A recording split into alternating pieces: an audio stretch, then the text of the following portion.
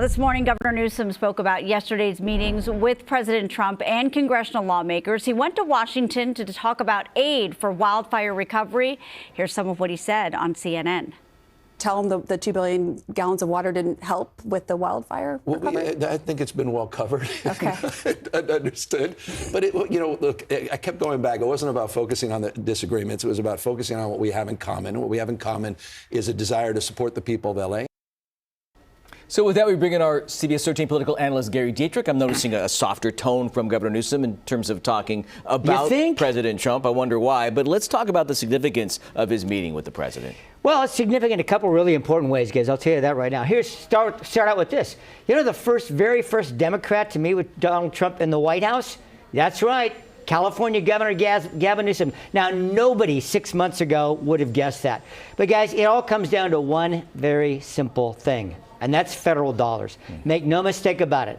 Be it the L.A. fire zone, be it the high-speed rail, which President Trump had a lot to say about that this week, and he's going to investigate that. I mean, right now, it's very, very simple. Without federal help, California is going to be in a world of hurt, not just in L.A., but in other key areas. And that's what this was about. But how about Gavin Newsom getting his way in the door, even before any congressional Democrats, I might add. Yeah, well, he's got a lot of work to do. Yeah. So, all right, we also want to talk, and you just mentioned the high-speed rail project, because we heard the president talking about that this week. Not a big fan. Not a big fan, actually calling it, what, the worst managed project ever, now saying that it needs to be investigated. Let's listen to a clip of what he had to say.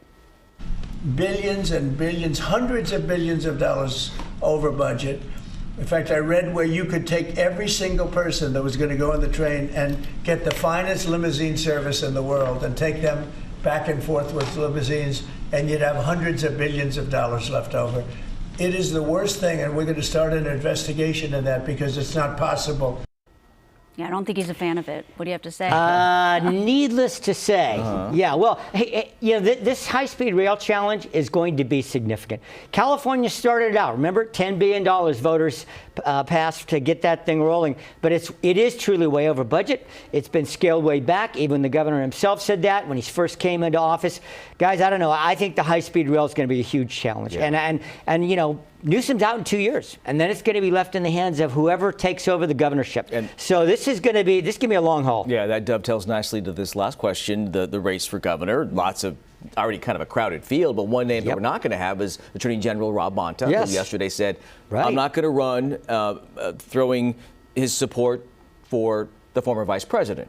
Yeah, and that might have surprised Kamala Harris. Right. I don't know. Hey, wait, she said, am I running yet? Okay, well, a couple quick things on this guy. I think Bonta saw the handwriting on the wall. Number one, there's already, like you point out, Tony, half a dozen people in this race, okay? And not insignificant candidates. And then secondly, recent polls. I mean, there was one that was done just last month that said if Kamala Harris gets in, she's head and shoulders above the field. So he's going to go ahead and run again for Attorney General. So he's got plenty to do, needless to say, with Trump in the White House for the next 4 years. And I just wonder if this doesn't go ahead and tip the hand. I don't think that was done just accidentally without Kamala's knowledge. What also wasn't done accidentally was her first visit after she left the White House was to the firestorm in Southern California. Right. So we haven't heard from her formally yet, but certainly it looks like the door is being cracked wider open. Yeah. Who's your Super Bowl pick while you're here? Well, listen, because, you know, you guys, their desks are right next to mine. You see the Dietrich cabin on the plains of Kansas sitting on that desk? Okay. I got to go with the Dietrich legacy Chiefs, people. I mean, that's a 165-year family legacy on those plains of Kansas. So I get it. You're a Taylor Swift fan, then. Okay, it has nothing to do with Taylor Swift. She might be dating somebody on the 49ers next year for all we know. Oh, wow. Who knows? Hey. I'm not dropping that, you know, for Taylor's benefit. I'm just saying. So I got to go with the Chiefs, Tony. Okay. We'll talk about it later. Okay, buddy. Thank you, Gary.